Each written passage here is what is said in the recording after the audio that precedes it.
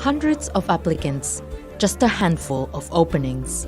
Sites like this one have become commonplace in India. 8-10 job fairs गए हैं, 4-5 company हो चुकी है हमारी जो है। बहुत ही ज़्यादा मुश्किल है, देखा जाए तो आजकल के दौर में हम लोग ग्रेजुएशन करने के बाद इधर उधर भटकते रहते हैं पर कहीं जॉब नहीं मिलती है।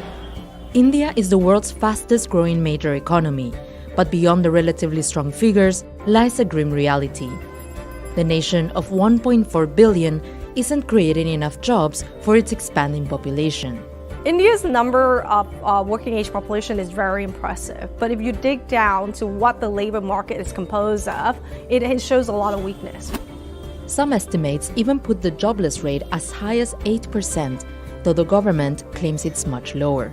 India is not producing enough high-quality jobs for its vast young workforce.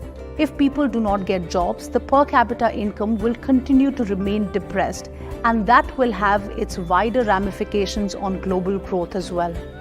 So why is employment so broken in India, and what can be done to fix it?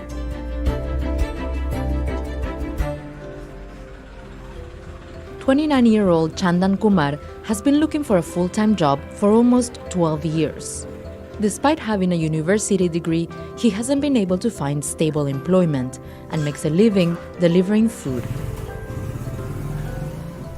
जब उस समय मैं जब कर रहा था तो मेरे एक्सपेक्टेशन बहुत ज़्यादा थे कि हाँ मुझे कोई अच्छी जॉब मिल जाए।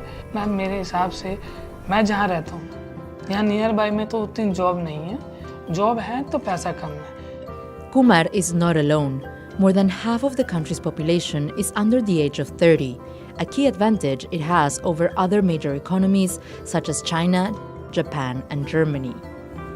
Yet, many of them are struggling to find jobs. According to research, unemployment for those aged 20 to 24 has risen to over 42%. Unable to find employment in the formal sector, people like Kumar end up taking jobs in the informal sector, where they don't get a regular salary or benefits. Essentially, it means that you're really dependent on some sort of a support from the government. This so-called black economy employs almost 90% of India's workforce on farms, construction sites, and other unskilled roles. And it's an issue the Indian government hasn't been able to solve. Out of the 112 million jobs generated in the country in the past decade, only about 10% were in the formal sector. On top of that, India's labor force participation rate, in other words, the proportion of the total population that's working or looking for work, compares badly to some of its closest rivals. Private investments continue to be weak in India, and that's precisely the reason that we're seeing that India is unable to create the high-quality jobs or the jobs in general that it really needs for its vast young workforce. This is an issue in a country where more young people are seeking higher education and demanding better quality jobs. Just look at how the likelihood of being unemployed increases for young Indians the higher their levels of literacy and education are. The type and quality of education Indians are receiving is a confounding factor. You may have the degrees, diplomas, the certificates, but you're not getting the skill set that you need to enter the workforce. जो हमें पढ़ाया जाता है आज के समय में वो नौकरी में नहीं मांग ही नहीं है। जो नौकरी में मांगे वो पढ़ाया नहीं जाता मैं कहीं भी, तो ये वजह से मुझे नौकरी नहीं मिलेगी। A key problem is that young people are often drawn to colleges that employ teachers with little training and use outdated curriculums.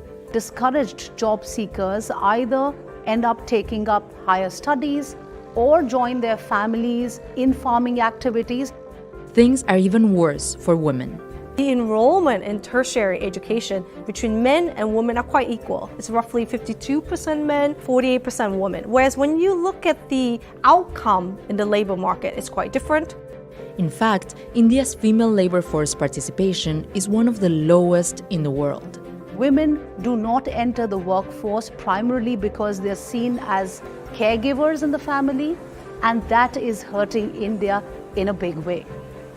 According to some estimates, closing the gender work gap could expand India's GDP by nearly a third by 2050.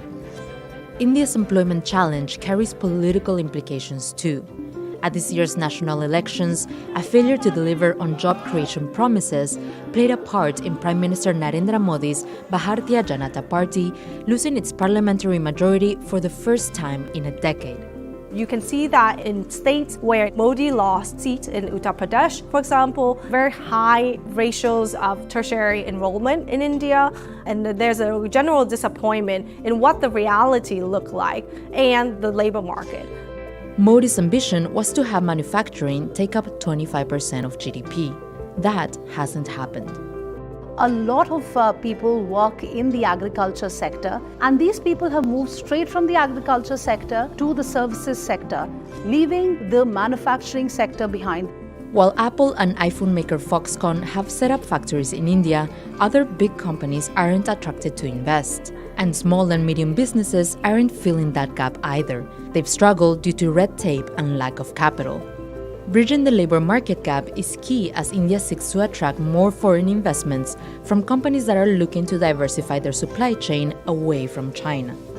If India does not provide enough jobs, then it will have a very weak, depressed per capita income.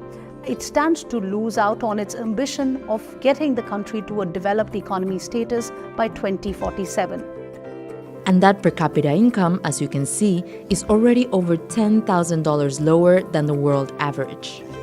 It will also mean that India stands to see the rich and poor divide widening in the country. India is home to some of the world's richest people, and the country's wealth gap is already big. Modi's government is aware of the importance of overcoming this challenge and has introduced measures to address it in its latest government budget. The measures include incentivizing employment in the manufacturing sector and a 5-year program to train 2 million people. Yet, there's questions about whether these policies are enough. These policies are very limited in their scope and nature. Yes, India needs to create more jobs, but for that you also need big industries to come into India, set up shop, and be able to help the government in creating those jobs. Strengthening exports, expanding manufacturing incentives, and even filling the tens of thousands of government job vacancies could all help someone like Kumar. Ma'am अगर reality बोलें तो देखिए expect तो यह है कि मैं आगे चल के खुद की इच्छाओं से बोलूँ तो मैं चाहता हूँ कि मैं थोड़ा अमीर या सेटल हो जाऊँ ऐसी जगह जहाँ पर मैं अपने बच्चों को पढ़ा सकूँ और अच्छा फ्यूचर दे सकूँ.